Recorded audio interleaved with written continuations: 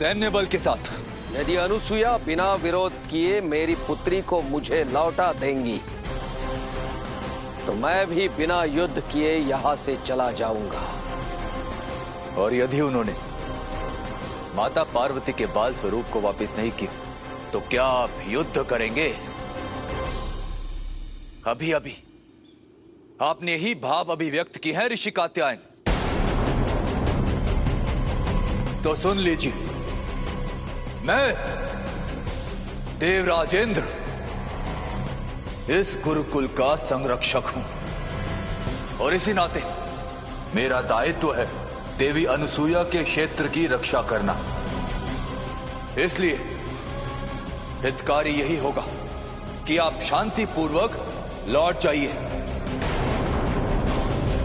और यदि भूलवश आपकी देवी सेना ने आगे बढ़ने की चेष्टा की तो आपको हम देवों से युद्ध लड़ना होगा। देवराज, अपनी माता के लिए किसी से भी टकराने के लिए तैयार हूं मैं। आपकी चुनौती स्वीकार है मुझे।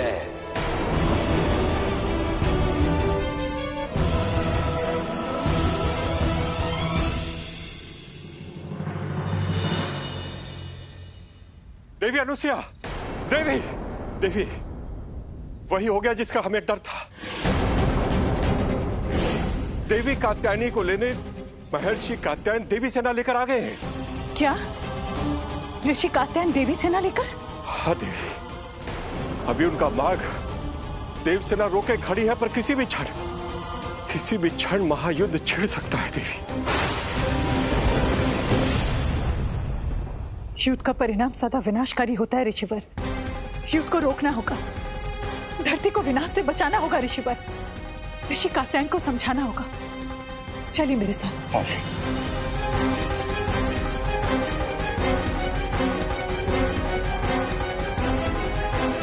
मुझे प्रभु को बताना होगा।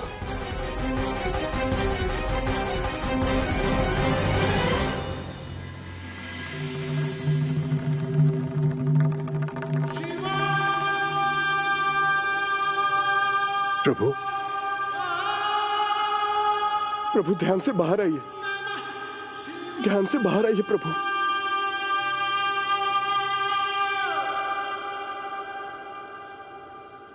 क्या हुआ नंदी जी? प्रभु, महायुद्ध का संकट उत्पन्न हो गया है।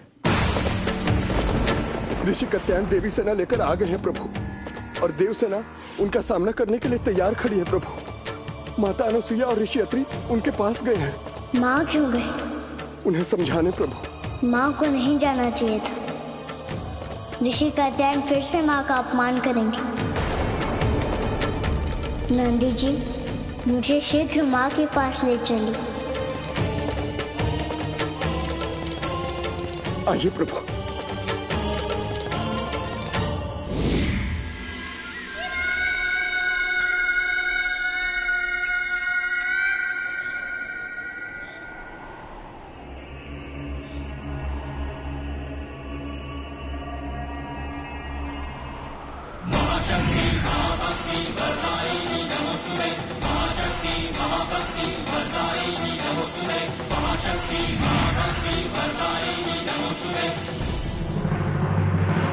हट जाओ देवराज, अन्यथा मेरा अगला आदेश आक्रमण होगा।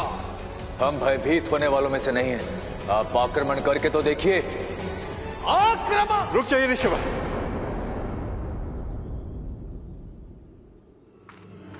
रुक जाइए। कीजिए। इस युद्ध की जन्मदात्री तो स्वयं यहां उपस्थित हो गई, परंतु मेरी पुत्री, मेरी मां को साथ लेकर क्यों नहीं आई? ऋषि कात्यायन, आपकी पुत्री हमारे साथ सुरक्षित है। कुछ दिन पश्चात मैं स्वयं उसे आपके पास लेकर आने वाली थी। आपको ये सेना लेकर आने की कोई आवश्यकता नहीं थी। आप ये सेना वापस भेज दीजिए। मेरे बढ़ते कदम मेरे निर्णय को लक्ष्य तक पहुंचाकर ही वापस लौटते हैं। मेरा लक्ष्य है मेरी पुत्री को वापस ले जाना, तात्काल मेरी पुत्री को मुझे सौंप दो, अन्यथा मेरी पुत्री के अपहरण का दंड इस पूरे क्षेत्र को भुगतना पड़ेगा।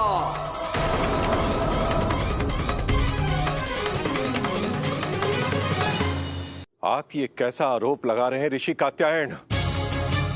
महासती अनुसुईया आपकी पुत्री का अपहरण करेगी? आपने ये सोच भी कैसे लिया? ऐसी सोच का आधार तो स्वयं इन्होंने ही दिया है ऋषिवर। यदि ये सचमुच महासती होती तो अपनी मायावी विद्या से अपने बहुरूपीय पुत्र को महादेव बनाकर मेरे देवी क्षेत्र में ना भेजती, मेरे पुत्री को फुसलाकर मेरे विरुद्ध नहीं करती, से शैव संप्रदाय में मिलाने का प्रयास नहीं करती। ये सब मिथ्या है।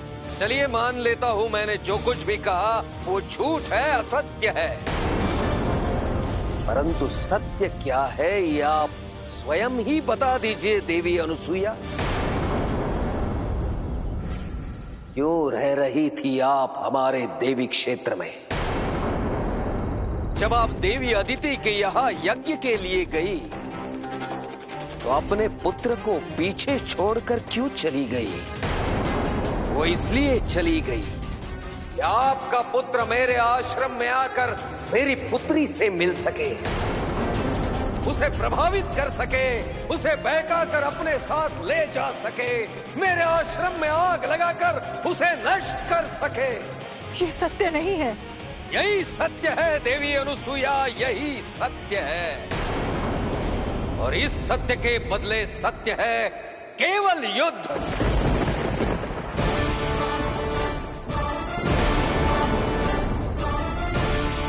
यदि युद्ध टालना है तो अविलंब मेरी पुत्री को मुझे सौंप दीजिए, अन्यथा युद्ध के लिए। ऋषिवर,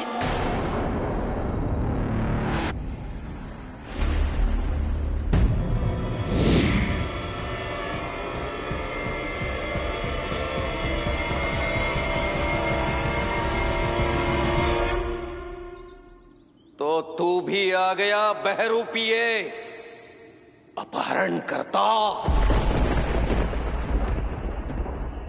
अपना नया नाटक करने के लिए? नाटक करने नहीं आया हूँ ऋषिवर, आपके द्वारा रचे जाने वाले युद्ध के नाटक को रोकने आया हूँ।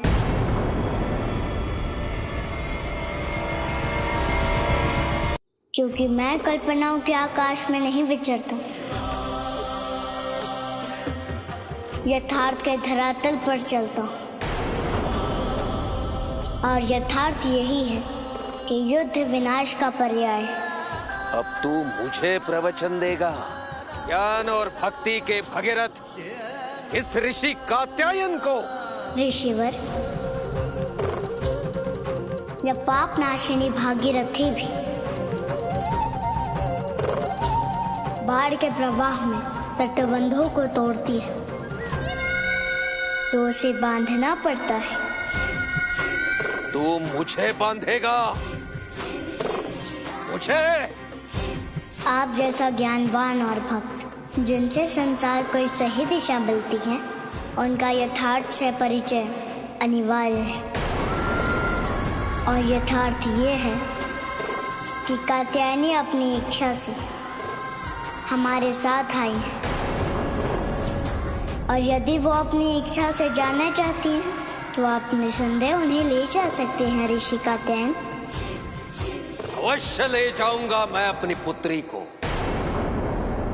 तूने अपने जिस रूप से मेरी पुत्री को वश में कर लिया है, उस रूप को ही आज नष्ट करूंगा मैं।